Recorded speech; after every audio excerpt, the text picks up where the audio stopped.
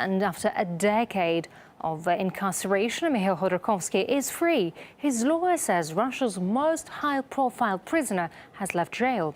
President Vladimir Putin signed a pardon for the former oil tycoon following a personal plea for amnesty. Let's get the latest details from RT's Igor Piskunov, who is in Petrozavodsk in Karelia for us. Hi there, Igor. So where is Mikhail Khodorkovsky right now?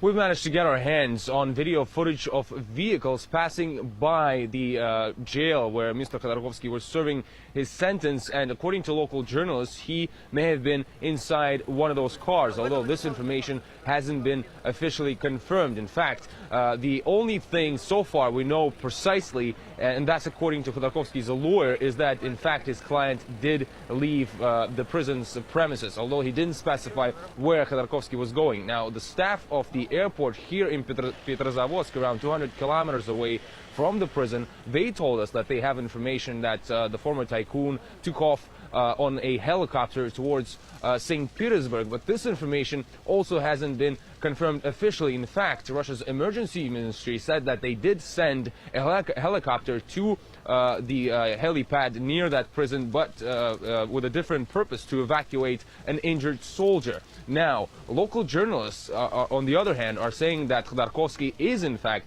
inside another helicopter, but that is still grounded also on the helipad near the prison. So frankly, we are getting very contradictory information right now, but the news about Khodorkovsky's release really did come as a major surprise to everyone, including his lawyers and even family members. I haven't accepted what has happened yet. There's been too much since yesterday for me. I'm still feeling lost and confused. I guess I still can't believe it.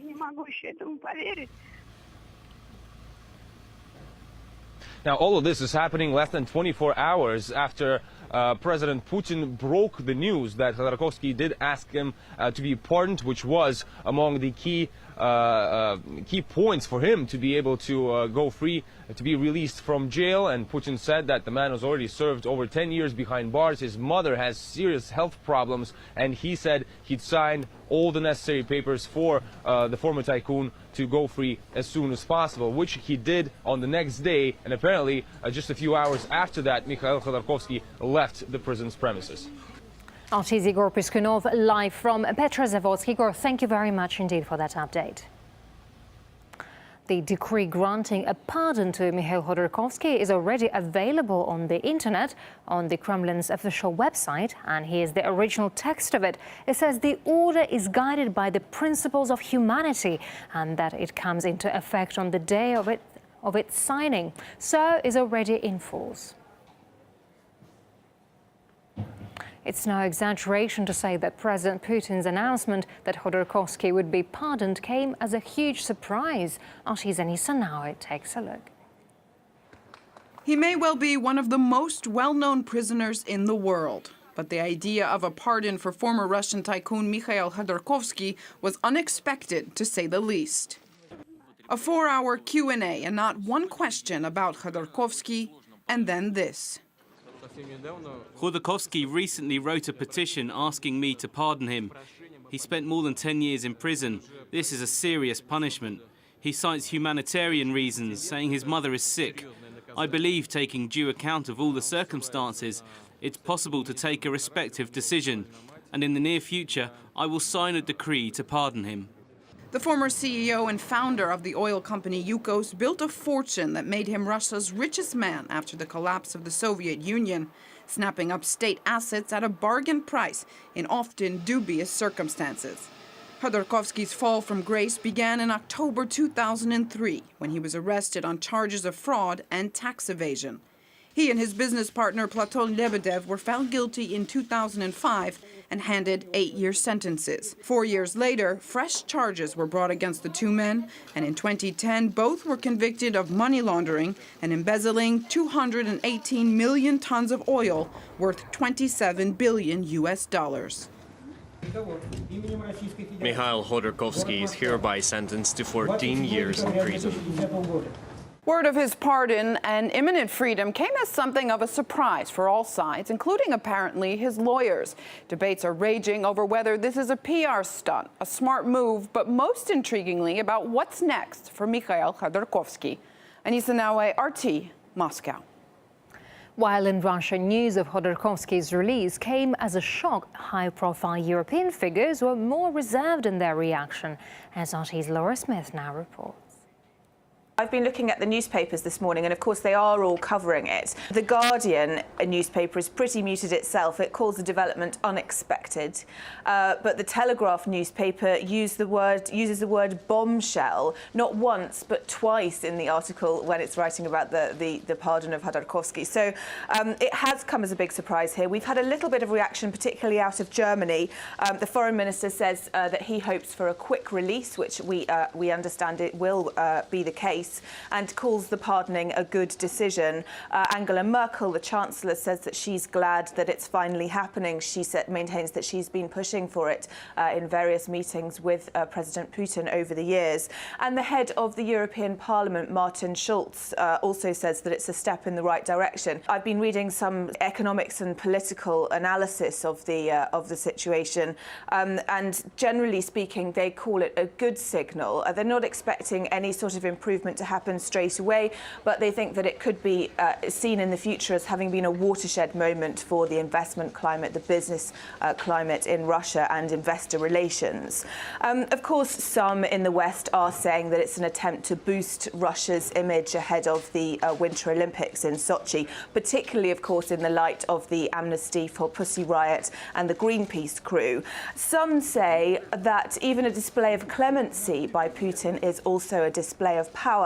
And some, of course, are saying that it was just time to let Khodorkovsky go. He served 10 years in jail. He was due to be released next year anyway. His mother's sick, and he has asked for a pardon, something which he had never done before. Let's now get more analysis on this from investigative journalist Robert Harness. Mr. Harness, welcome to RT. It's always good to talk to you. So after a decade in prison, Mikhail Khodorkovsky is granted a pardon from Vladimir Putin. From your point of view, what's behind this move? Well, I think Putin has once again wrong-footed the West by suddenly making this move. I suspect for a long time he has wanted to do this, but it's been very difficult because Khodorkovsky has not made it easy for the Russian government by his constant agitation. He's still a very rich man. He could still be a danger to the Russian government. But I don't think they wanted him in prison over the Sochi Olympics any more than they wanted the Greenpeace protesters and the Pussy Riots and all the other peripheral figures. It's cleared up a lot of old stuff from the early days of Putin's presidency. But Khodorkovsky's pardon would suggest he's no longer seen as a threat to the state of Russia. Do you think this is the last time we can hear of him? No, I don't think it's the last time we're going to hear from him because he's a pretty bouncy character. But I think that the Russian government, and everybody always says Putin, but let's face it, this is a government decision as well, have made a balanced decision that he is no longer dangerous. He might be a nuisance, but he's not the danger he could have been in destabilizing Russia.